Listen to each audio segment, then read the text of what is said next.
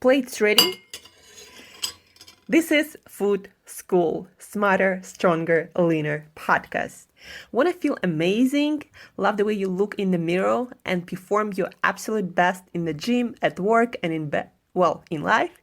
You're definitely in the right place. Food. It's you. It builds every single cell of you. And if there is one thing every human being must master, it's food.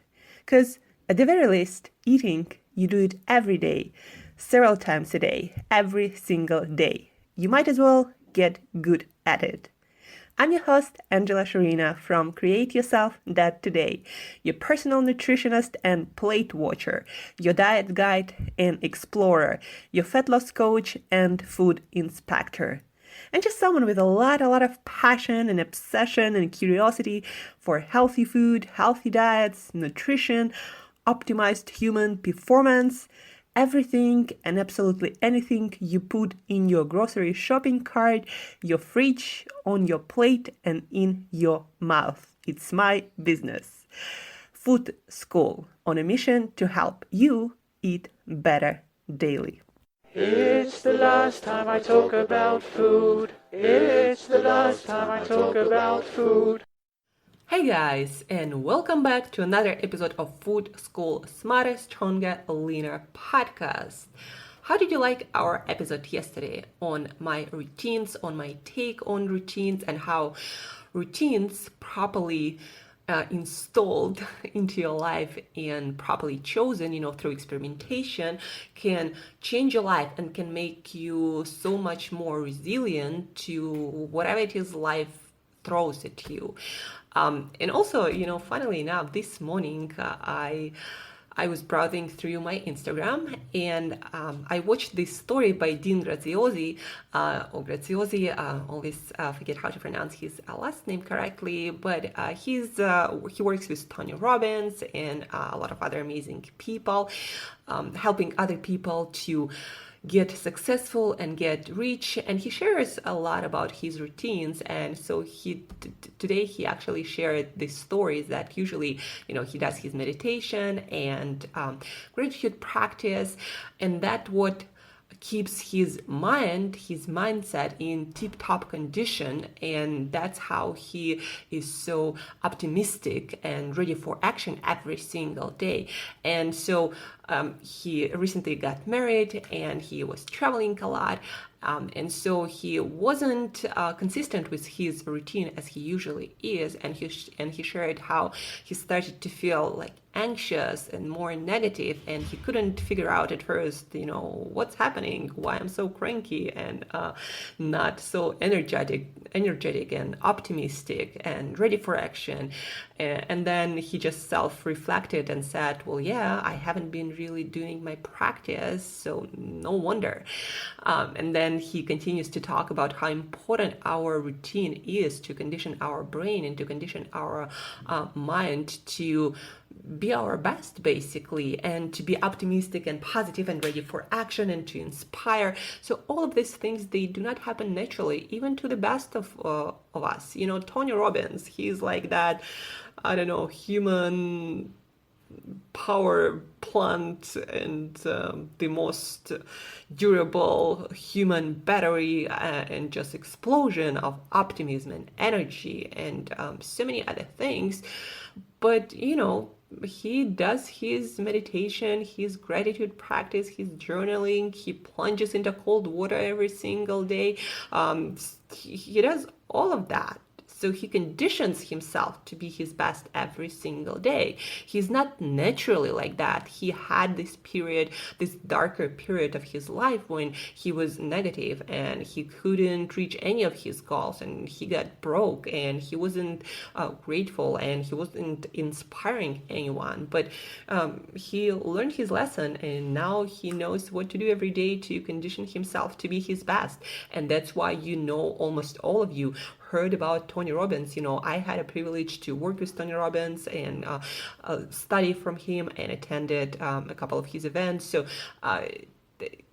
his genius is nothing has to do with natural talent. He just really consistent and precise about his routines.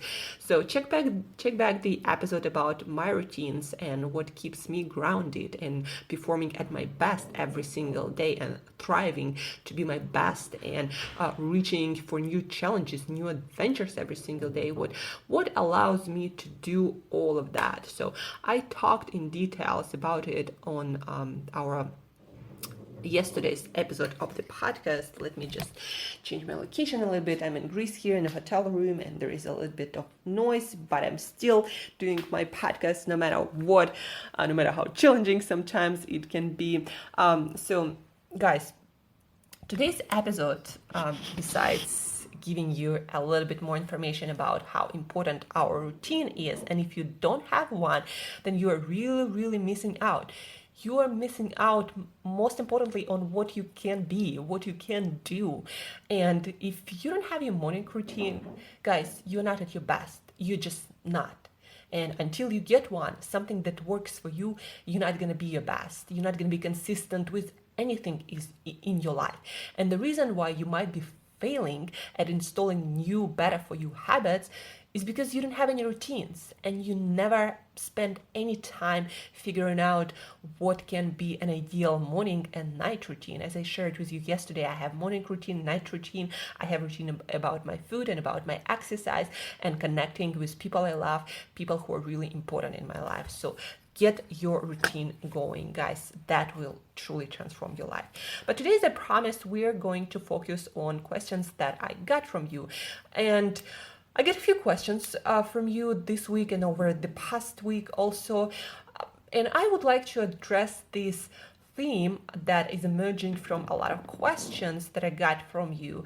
And this theme is lack of energy in some form or the other. I've been asked by many people over the last, past few weeks, days, like, where do I get consistent amount of energy to do everything I want to do, to stay consistent with all the healthy eating and fitness and my work and all the other goals that I might have? Like, how do I build that energy? How do I have consistent flow of energy and just not fatigued all the time, and not feeling like only watching Netflix and doing some low intensity, low energy activities? Like, how do I become more energetic version of myself, right? And so today I'm gonna give you a list of things that take your energy and compromise your mitochondria, that is energy producing plant of your cell. And every cell has one, and the more you condition your body to, by certain actions, to have more of those mitochondria, the more and the less you compromise the work that your current mitochondria do, the more energy you're going to have. So you're going to have more energy producing plants of your cells, and they're going to work better. There is a lot of research going on into mitochondrial health, like how they become more efficient and effective, what makes them less efficient and effective, and how we can get more of them, and how they become more robust, and how old mitochondria die. So there is a lot of research into that, because at the end of the day, if our cells do not have energy, they cannot do anything. And if our cells cannot do anything, we cannot do anything. So your mitochondria health is number one reason why you have or you don't have energy. So you need to do your best to help your mitochondria to give you more energy. And so here are a few factors that compromise your mitochondria, the way they function. We don't have all of them, like our science is not there yet. If we are going to be there, at any time, it's not now. But those are the things that we are sure of. So first and foremost, a lack of sleep and poor quality sleep. Number two, stress, chronic stress, I mean here. Give me a second. Okay. Chronic stress and not being able to manage your stress well, and also stressful relationships, toxic relationships. All this goes into stress. Number three, a lack of challenging physical activity. Also, makes your mitochondria lazy, basically, and they do not produce as much energy as you could have. And plus, you have less of them when you don't have challenging physical activity in your life. Junk light, meaning you are not exposed to full spectrum natural light, and you have a lightning in your house, at work, that is not natural, that is not full spectrum, that affects your mitochondria, that is light sensitive in a negative way, basically not giving your mitochondria light exposure or light stimulation that it needs. The next one, your breathing. And there are a few factors to your breathing. So, for example, not getting enough fresh air and not getting enough good quality oxygen, that compromises your mitochondria and that compromises your brain, because your brain is very sensitive to the way your mitochondria works and also to the amount of oxygen circulating in your brain. So not enough fresh air with oxygen, not good enough quality of air. Improper breathing is a huge thing, guys. If you're constantly breathing through your mouth, then you got a problem.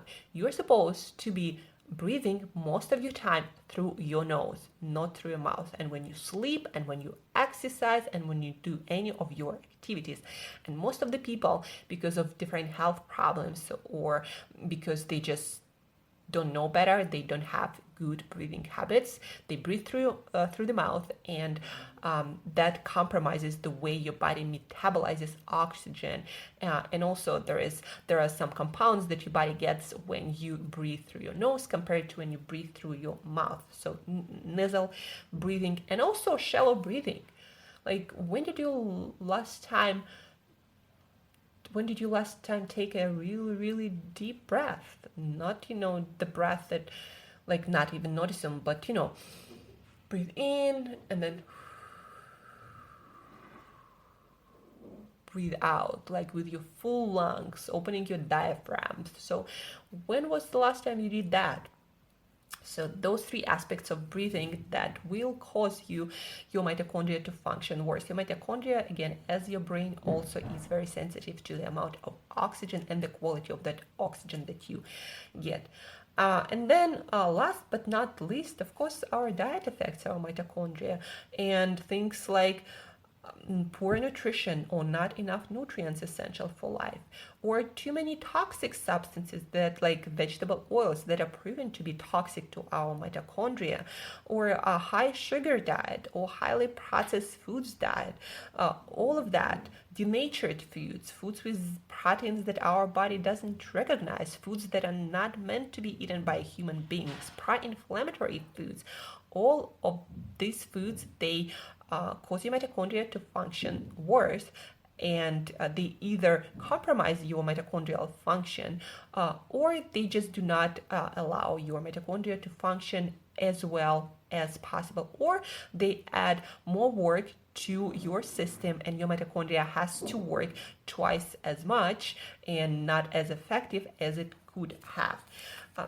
Let's address all of them in a couple of 1-2 simple action steps that you can do today, start today, and do every day to address all of these aspects in a simple, doable way, and to start getting energy every single day, more of it. And I highly, highly suggest you to journal a little bit of how you feel right now before starting this experiment for another 2-3 weeks, because before you do another session of journaling. So please take a piece of paper that you keep and journal in it about your energy levels on a level from 0 to 10, where you feel your energy level is. Like, where's your energy? Is it at 7? Is it at 6?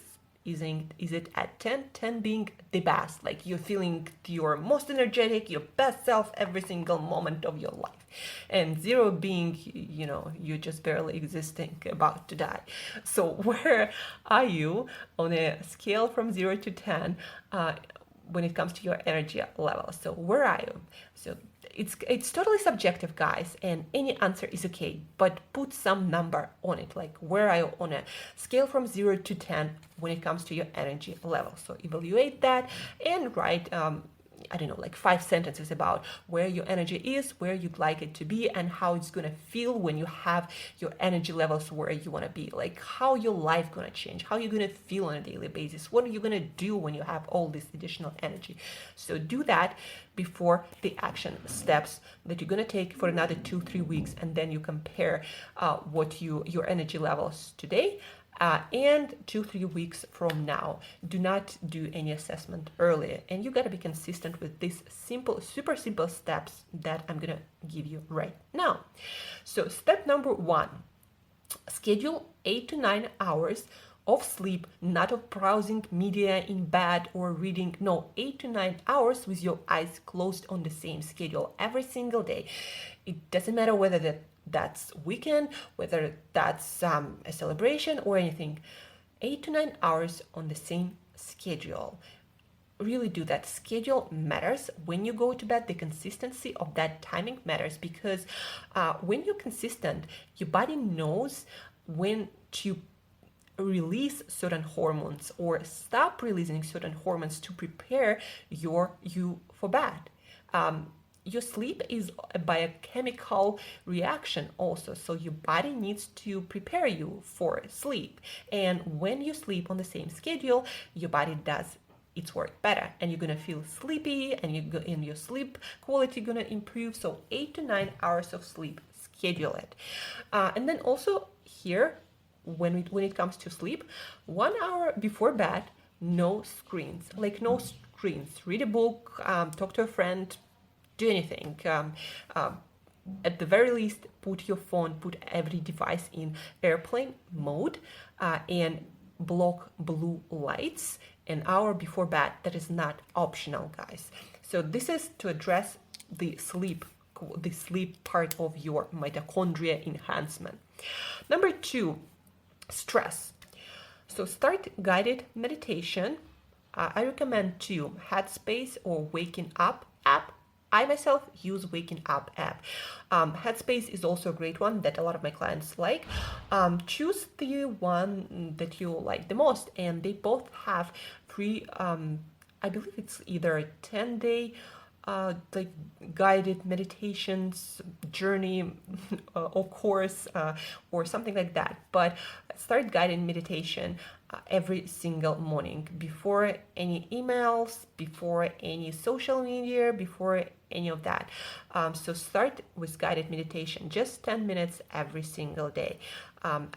If you need, again, some examples of apps or maybe something else, you need to start that 10-minute practice, but you gotta do it because it will really help you to start managing your stress better. And then the second part to stress is focus only on the things that you can control. So what I mean by that, I travel quite a lot, and sometimes on an airplane there is somebody who is afraid of flying. And guys, why are people afraid of flying? Because they focus on the fact that they can't control what is happening, and they realize that they can fall and they can die. And the fact that they can't control anything about it makes them freak out. And that's why people are afraid of flying and are so nervous about it. The reason why you and me probably, I say probably because maybe some of you are afraid of flying too. So the reason why I'm not afraid of flying, because I understand we can fall. Yes, I understand I can die, but I also understand that this is my choice. I made a choice to get on this plane, and there is nothing I can do about it except for, following the procedures to keep myself as safe as possible. So I let it go and I don't think about it, because, whether I'm afraid or not, it's not going to change whether we fall or not. So the same applies, for example, to your diet and your scales. You can do your best. A lot of people are afraid that they try this new diet or nutrition on this lifestyle protocol and they're not gonna lose the weight that they want to lose. How do you control your focus here? Don't think about scales, because your body is a complex system and nobody can guarantee you how fast or how much weight you're going to lose. But what you can guarantee is taking daily actions that inevitably gonna lead to a result that is better than where you are today. So focus on what you can control or your daily actions, and whether you're going to get to that result in 2 weeks and 3 weeks and 4 weeks, well, that you can't control. So don't worry about it. Don't stress about it. Just do things consistently and adjust based on your results. So number 3, lack of challenging exercise. And when it comes to exercise, guys, first, you gotta build consistency, and then you gotta build anything else. So let's say you would like to start exercising on a regular basis, and you can't. Schedule 10 minutes every day. That's your solution. So 10 minutes every day. Have some dumbbells, buy some cheap dumbbells, get them somewhere, and do this short workout that I advise to a lot of my clients to start with. So do, let's say, 20 squats, 20, there are 5 moves, so do each of them 20 times. 20 squats, pick up some dumbbells, do whatever squat you can do with that dumbbell. So 20 squats, 20 push-ups on your knees or however it is you want, even if you have to stop. 20 crunches, 20 jumps, again, any jumps you like. I like squat jumps when you squat and you jump from that squat, but any jump will do. And then plank for 1 minute. So do this workout, for example, for a week and 10 minutes. It takes even less than 10 minutes probably. And then you add on top of that, add some heavier dumbbells, or do 5 more push-ups, or do 5 more crunches, and adjust it. But the most important thing is to schedule it and first build consistency. So that's, you don't need any YouTube videos even. 20 squats, 20 push-ups, 20 crunches, 20 jumps, 1 minute plank. That's it, you're done. Do it every single day. About fresh air, first about light. So junk light, how to improve your light hygiene. Start small. 10-minute walk before 10 a.m. every single day. You can go and do your shopping, or walk your dog, or walk yourself or your kids, walk them to school, or whatever it is, go before work, park a little bit further. 10 minutes before 10 a.m. every single day. And I'm just going to repeat once more. 1 hour before bed, no screens, or at least no blue light, or at least no internet. Put everything in airplane mode. So 1 hour before bed. And then now we're going to address breathing. So to start you on a better breathing routine, first of all, every time you notice that you breathe through your mouth, start breathing through your nose, and little by little you're gonna adjust that, and it's gonna be easier for you to breathe through your nose. If you want all the science behind nasal breathing, read the book Oxygen Advantage, and you're gonna be blown away how important nasal breathing is, and how it can really improve your health, your fitness, your energy levels, and basically everything. So nasal breathing, and then open the window, guys. Like, really, I am surprised how many people do not open windows, how many people do not breathe fresh air, how many people do not get outside to breathe fresh air. Like, I don't know, do something, somehow breathe fresh air, open the window, work it out. And then this is a very useful practice that you're gonna starting today. So every 3 hours, you're gonna take 3 deep breaths. And by deep breath, I mean you breathe in through your nose fast, and then you breathe out on a count of 4. So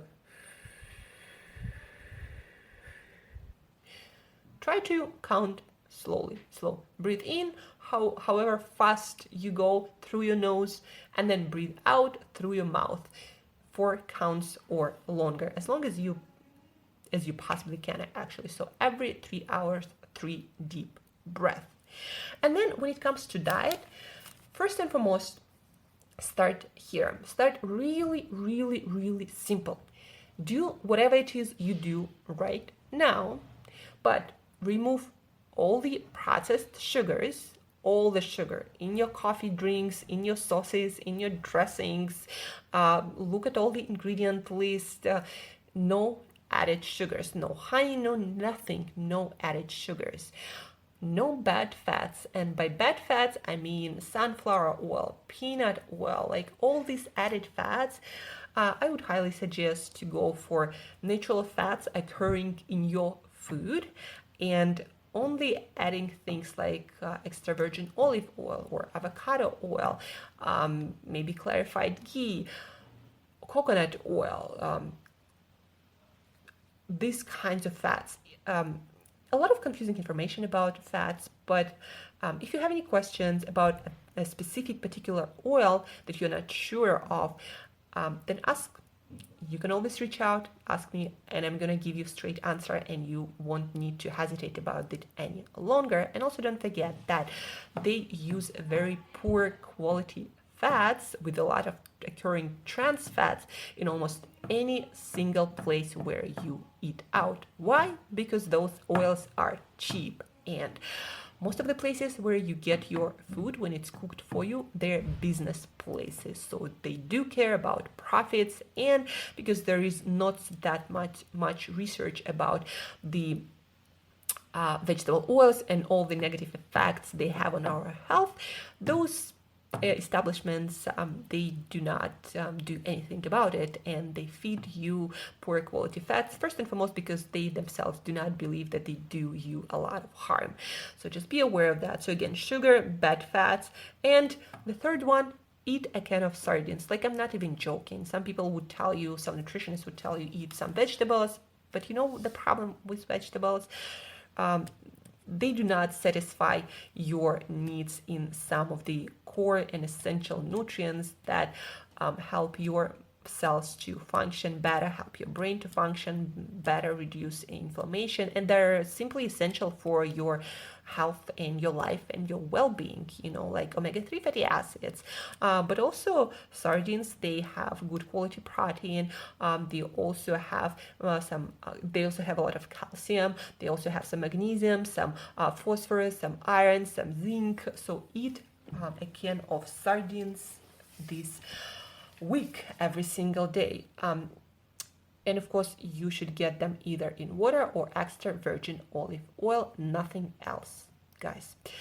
So that's it for today. So if you want to have more energy, you need to befriend your mitochondria again and start fighting them, start, making them sick. They're doing their best to give you energy, and you're doing your best, it seems like, to make their job so much harder. So stop doing that, help them, and you'll be surprised how much more energy you're gonna have on a daily basis.